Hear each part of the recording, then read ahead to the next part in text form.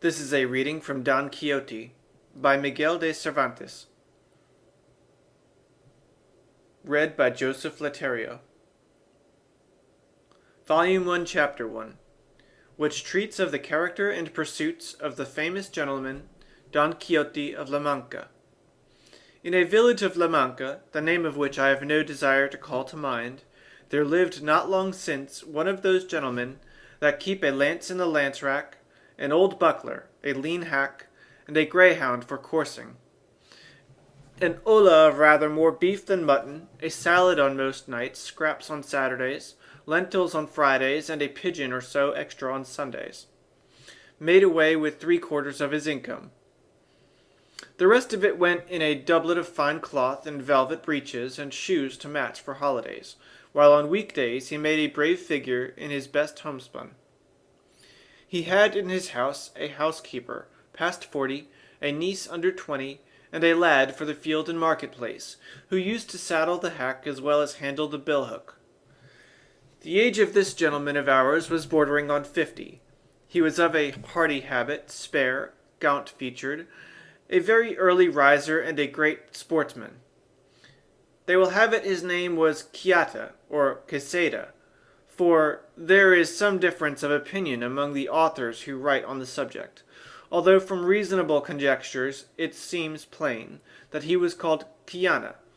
This, however, is of but little importance to our tale. It will be enough to not stray a hair's breadth from the truth in the telling of it. You must know, then, that the above-named gentleman, whenever he was at leisure, which was mostly all the year round, gave himself up to reading books of chivalry with such ardor and avidity that he almost entirely neglected the pursuit of his field sports, and even the management of his property. And to such a pitch did his eagerness and infatuation go, that he sold many an acre of tillage land to buy books of chivalry to read, and brought home as many of them as he could get. But of all there were none he liked so well as those of the famous Feliciano de Silva's composition, for their lucidity of style and complicated conceits were as pearls in his sight, particularly when in his reading he came upon courtships and cartels, where he often found passages like "The reason of unreason with which my reason is afflicted so weakens my reason, that with reason I murmur at your beauty," or again, "The high heavens, that of your divinity divinely fortify you with the stars, render your deserving of the desert your greatness deserves." Over conceits of this sort the poor gentleman lost his wits, and used to lie awake striving to understand them and worm the meaning out of them, what Aristotle himself could not have made out or extracted had he come to life again for that special purpose. He was not at all easy about the wounds which Don Belianis gave and took, because it seemed to him that, great as were the surgeons who had cured him, he must have had his face and body covered all over with seams and scars. He commended, however, the author's way of ending his book with the promise of that interminable adventure, and many a time he was tempted to take up his pen and finish it properly, as is there proposed, which no doubt he would have done, and made a successful piece of work of it too, had not greater and more absorbing thoughts prevented him. Many an argument did he have with the curate of his village, a learned man and a graduate of Siguenza, as to which had been the better knight, Palmerin of England or Amadis of Gaul. Master Nicholas, the village barber, however, used to say that neither of them came up to the knight of Phoebus, and that if there was any that could compare with him it was Don Gelor, the brother of Amadis of Gaul, because he had a spirit that was equal to every occasion, and was no finikin knight, nor lachrymose like his brother, while in the matter of valor he was not a whit behind him. In short, he became so absorbed in his books that he spent his nights from sunset to sunrise, and his days from dawn to dark, poring over them. And what with so little sleep and much reading, his brains got so dry that he lost his wits. His fancy grew full of what he used to read about in his books: enchantments, quarrels, battles, challenges, wounds, wooings, loves, agonies, and all sorts of impossible nonsense. And it so possessed his mind that the whole fabric of invention and fancy he read of was true, that to him no history in the world had more reality in it. He used to say the Cid Diaz was a very good knight, but that he was not to be compared with the Knight of the Burning Sword, who with one backstroke cut in half two fierce and monstrous giants. He thought more of Bernardo del Carpio because at Roncesvalles he slew Roland, in spite of enchantments, availing himself to the artifice of Hercules, when he strangled Antaeus, the son of Terra, in his arms. He approved highly of the giant Morgante, because, although the giant breed which is always arrogant and ill-conditioned, he alone was affable and well-bred. But above all he admired Rinaldo of Montalban, especially when he saw him sallying forth from his castle and robbing everyone he met, and when beyond the seas he stole that image of Mahomet, which, as his history says, was entirely of gold. To have a bout of kicking at that traitor of a Ganelon, he would have given his housekeeper and his niece into the bargain.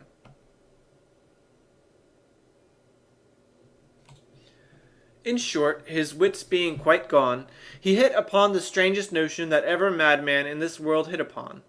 and that was that he fancied it was right and requisite, as well for the support of his own honour as for the service of his country, that he should make a knight-errant of himself, roaming the world over in full armour and on horseback in quest of adventures, and putting in practice himself all that he had read of as being the usual practices of knights-errant, righting every kind of wrong, and exposing himself to peril and danger from which, in the issue, he was to reap eternal renown and fame.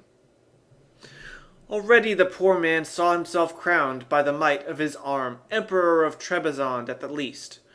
and so, led away by the intense enjoyment he found in these pleasant fantasies, he set himself forthwith to put his scheme into execution. The first thing he did was to clean up some armor that had belonged to his great-grandfather, and had been for ages lying forgotten in a corner, eaten with rust and covered with mildew. He scoured and polished it as best he could, but he perceived one great defect in it, that it had no closed helmet, nothing but a simple morion. This deficiency, however, his ingenuity supplied, for he contrived a kind of half-helmet of pasteboard, which, fitted on to the morion, looked like a whole one. It is true that, in order to see if it was strong and fit to stand a cut, he drew his sword and gave it a couple slashes, the first of which undid it in an instant what had taken him a week to do. The ease with which he had knocked it to pieces disconcerted him somewhat, and to guard against that danger he set to work again, fixing bars of iron on the inside until he was satisfied with its strength, and then, not caring to try any more experiments with it, he passed it and adopted it as a helmet of the most perfect construction. He next proceeded to inspect his hack, which, with more quartos than a reel and more blemishes than the steed of Goneril, that tantum pellis et ossa fuit, surpassed in his eyes the Bucephalus of Alexander or the Babieca of the Cid. 4 days were spent in thinking what name to give him, because, as he said to himself, it was not right that a horse belonging to a knight so famous, and one with such merits of his own, should be without some distinctive name, and he strove to adapt it so as to indicate what he had been before belonging to a knight-errant, and what he then was.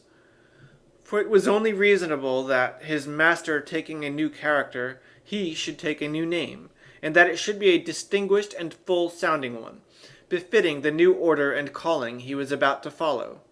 And so, after having composed, struck out, rejected, added to, unmade and remade a multitude of names out of his memory and fancy, he decided upon calling him Rocinante, a name to his thinking lofty, sonorous, and significant of his condition as a hack before he became what he now was, the first and foremost of all the hacks in the world. Having got a name for his horse so much to his taste, he was anxious to get one for himself, and he was 8 days more pondering over this point, till at last he made up his mind to call himself Don Quixote,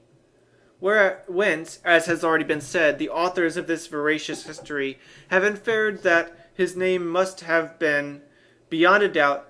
Quieta, and not Quixada, as others would have it. Recollecting, however, that the valiant Amadis was not content to call himself curtly Amadis and nothing more, but added the name of his kingdom and country to make it famous, and called himself Amadis of Gaul, he, like a good knight, resolved to add on the name of his, and to style himself Don Quixote of La Mancha, whereby, he considered, he described accurately his origin and country, and did honor to it in taking his surname from it.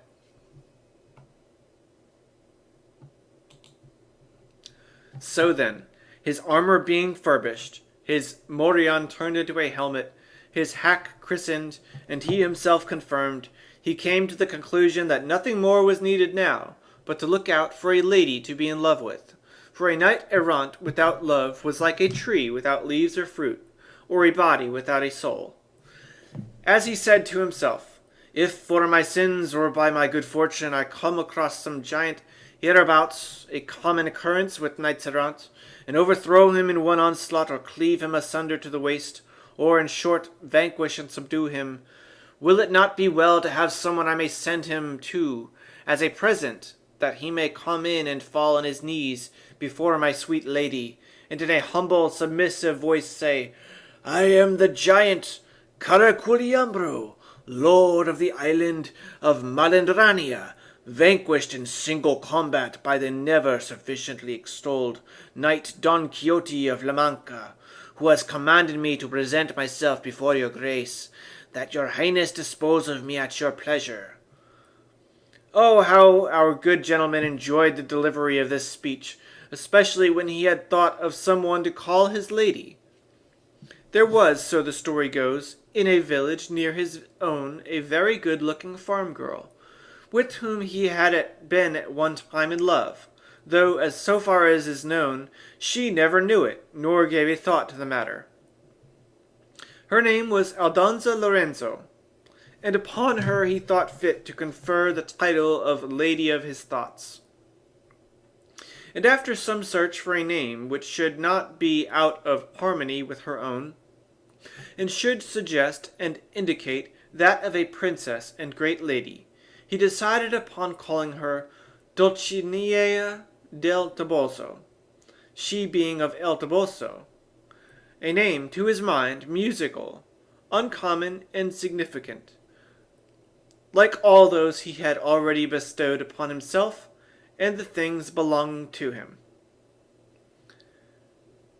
This has been a reading from Don Quixote by Joseph Letterio. Next up is Chapter 2. This version was found on Gutenberg.org.